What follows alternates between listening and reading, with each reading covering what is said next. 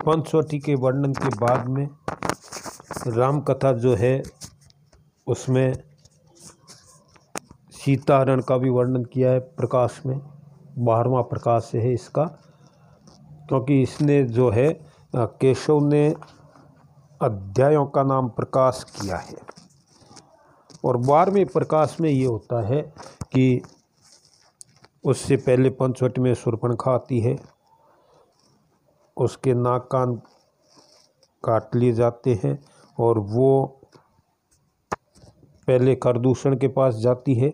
खरदूषण युद्ध करते हैं, राम खरदूषण और त्रिसरा सहित सेना का वध करते हैं, सेना का विनाश करते हैं। और देखो एक बात और है, राम कथा केशव ने भी वर्णन किया है कि राम सीता को पहले ही कह देते हैं कि मैं तुम्हें अग्नि को समर्पित कर रहा हूँ, मुझे मनुष्य लीला करनी है। सीता को अग्नि को समर्पित कर देते हैं, असली सीता को। और कहा भी गया है कि रावण ने किसको हरा? सीता की छाया को, कि जो सीता की छाया थी वहाँ उसको हर करके ले जा रहा है। अब रावण शूर्पणखा का बदला लेने के लिए किसके पास जाता है? अपने मामा के पास जाता है। उसके मामा का नाम क्या होता है? रावण के जो मामा होते हैं उसका नाम क्या है आपको पता है? मारीच, मामा मारीच। और जाकर के कहता है कि मामा मारीच, वो देखता है कि ये दुष्ट मेरे पास कैसे आ गया, और कहता है कि आपको मेरी सहायता करनी होगी।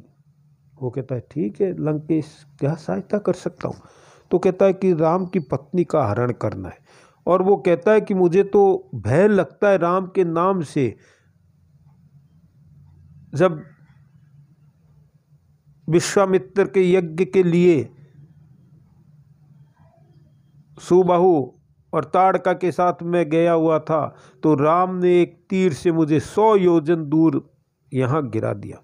तो अब मैंने सब कुछ छोड़ करके ईश्वर का ध्यान ही कर रहा हूँ, राम के नाम से मुझे भय लगता है।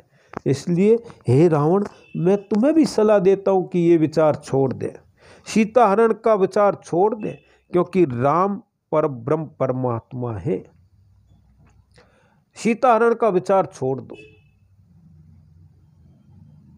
रावण को बुरा लगा। रावण ने कहा कि ठीक है, अब आगे तुम बोलोगे तो मैं तुम्हें अपनी तलवार से मार दूंगा। तो मारीच ये सोचता है कि इसके हाथ से मरने से तो अच्छा है राम के हाथ से ही मृत्यु को प्राप्त हूँ, जिससे मेरी अच्छी गति होगी, मुझे मोक्ष की प्राप्ति होगी। इस दुष्ट के हाथ से मरने से अच्छा है कि राम के हाथ से ही मरूं।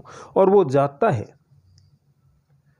और जाकर के स्वर्ण हिरण बन जाता है, सोने का हिरण बनता है, और सीता की कुटिया के आगे फुदक फुदक कूदता है। बहुत कुछ वर्णन किया गया। तुलसीदास जी ने बहुत सुंदर वर्णन किया है, केशव ने भी वर्णन किया है। और सोने का हिरण, ऐसी मान्यता है कि सोने का हिरण नहीं हो सकता, लेकिन भावी बड़ी प्रबल होती है। सीता राम को कहती है कि हे नाथ, ये स्वर्ण हिरण है, इसको आप पकड़ के लाए, जीवित लाए, तो मैं इसके साथ अपना मन बहलाऊंगी। और अगर ये मृत्यु, अगर मान लो ना पकड़ सके आप, तो इसकी खाल लेके आए, छाल जो होती है, मैं अपनी कुटिया को सजाऊंगी स्वर्ण मृग की छाल से। राम कहते हैं कि हो सकता है कि ये कोई असुर हो, क्योंकि हमने खरदूषण त्रिसरा आदि असुरों को मारा है, उनकी माया हो सकती है। सीता जिद करती है तो राम कहते हैं ठीक है, जैसी इच्छा। और वो जाते हैं। जाने पर लक्ष्मण को कह जाते हैं कि हे लक्ष्मण, तुम सीता का ध्यान रखना, तुम सीता को अकेली मत छोड़ना, क्योंकि यहाँ जंगल में असुर है, निशाचर है, राक्षस है, मैं जा रहा हूँ इसका शिकार करने, इसको पकड़ के लाने। लक्ष्मण कहता है ठीक है। और जब वो राम उनके पीछे जाते हैं। इधर से तीर लगता है और वो जोर से कहता है हाँ लक्ष्मण, हाँ लक्ष्मण। तो सीता विचलित हो जाती है और लक्ष्मण को कटु वचन कहती है। लक्ष्मण उनके पीछे जाते हैं, लेकिन लक्ष्मण वहाँ एक कहते हैं सीता को कि मैं जा तो रहा हूँ, लेकिन मैं एक रेखा खींच के जा रहा हूँ, इससे बाहर मत आना। कि मैं ये रेखा खींचना कर जा रहा हूं, जो इस मेरी रेखा का उल्लंघन करेगा वो भस्म हो जाएगा। हे माते, आप बाहर मत निकलना। आगे उसका वर्णन करते हुए कैसे कह रहे हैं कि छिद्रताई क्षुद्र बुद्धि लंकनाथ आइयो, भिक्षु जान जान की सु भीख को बुलाइयो, सोच पोच मोच के सकोच भीम, भेष को अंतरिक्ष ही हरि ज्यों राहु चंद्ररेख को। अब वो कहते हैं कि छिद्रताई क्षुद्र बुद्धि लंकनाथ आइयो। छिद्रताई मतलब छिद्र कहते हैं मौका, जानकी जी को अकेली देखकर, अकेली जानकर, मोच के संकोच भीम भेष को, अपने बड़े भयंकर भेष को छोटा बनाकर आया था। उस संकोच को छोड़कर अर्थात पुनः बड़ा और भयंकर रूप, अपना असली रूप धरकर, अंतरिक्ष मतलब आकाश, चंद्ररेख मतलब चंद्र लेखा, द्वितीय का चंद्रमा ज्यों मानो। अब कहते हैं मौका पाकर अर्थात मौका ताककर क्षुद्र बुद्धि रावण जानकी की पर्ण कोटि के निकट आया। चूंकि वह सन्यासी का वेश धारण किए हुए था, अतः उसे भिक्षुक समझकर जानकी जी ने भीख देने के लिए निकट बुलाया। ऐसा मौका पाकर उस पोच के ने सब विचार छोड़कर पुनः अपना असली भयंकर रूप धारण कर सीता को पकड़कर इस प्रकार आकाश मार्ग से उड़ा, मानो राहु ने द्वितीया के चंद्रमा को पकड़ा हो। यहां क्या है? उत्प्रेक्षा अलंकार है। उत्प्रेक्षा कहाँ होता है? ज्यों या मानो में उत्प्रेक्षा होती है। अब वो सीता विलाप करने लगी, क्योंकि उसको पता था, क्योंकि वो अंदर जैसे ही पैर रखा उसने कहा बंधी हुई भिक्षा हम नहीं लेते।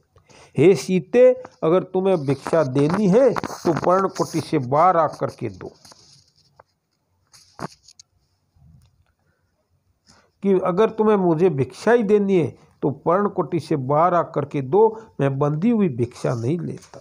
सीता ने उसको साधु समझ करके, सन्यासी जान करके भिक्षा देने के लिए बाहर आई, और आते ही उसने अपना असली रूप धारण कर लिया, और धारण करके वो आकाश मार्ग से उसको ले उड़ा।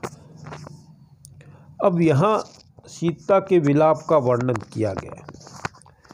सीता का विलाप जो है वो कहती है, हा राम, हा रमण, हा रघुनाथ धीर, लंका दिक्कत वश जानू मोई वीर, हा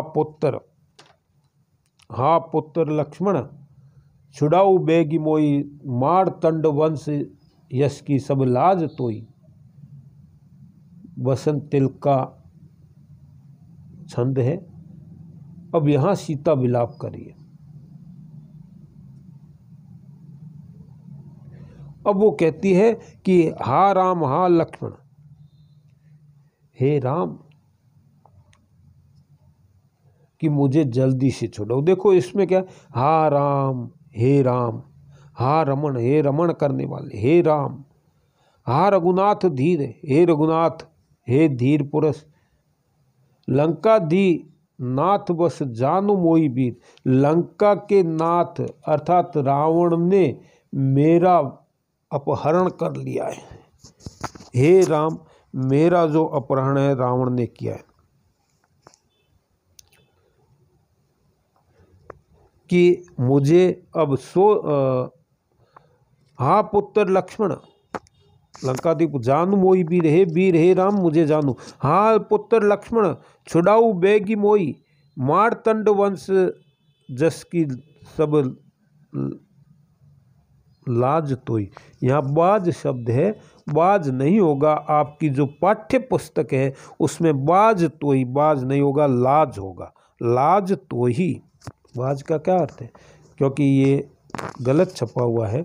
मारतंड वंश जस की सब लाज तो ही, लाज लज्जा कि हे पुत्र लक्ष्मण, जो मैंने तुम्हें कठोर वचन कहे थे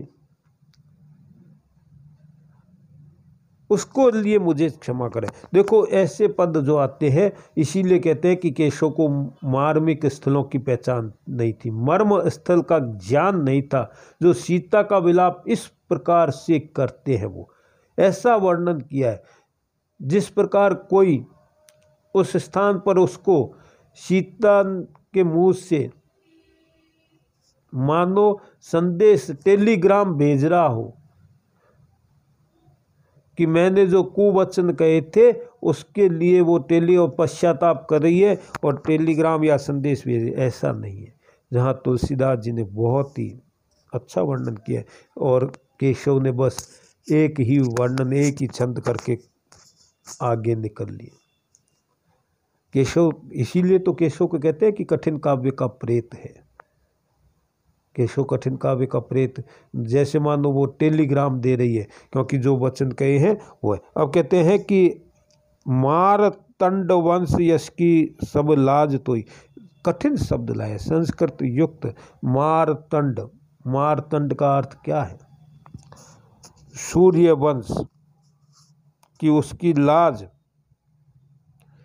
सीता कह रही है कि सूर्य वंश की, सूर्य कुल की, क्योंकि देखो दो हुए, राम और कृष्ण, राम सूर्यवंशी हुए हैं और कृष्ण चंद्रवंशी हुए। सूर्यवंश की जो वंश की लाज है, कुल की लाज है, कुल की मर्यादा है, वो हे लक्ष्मण अब तुम्हारे हाथ में, तुम ही रक्षा कर सकते हो। ये सूर्यवंश की जो लाज है वो तुम्हारे हाथ में, मार्तंड वंश की सतलाज तो ही, कि ये जो मेरी है, सब कुछ जगह दिया है, सब यश की सब लाज तो ही मेरी रक्षा करेगा।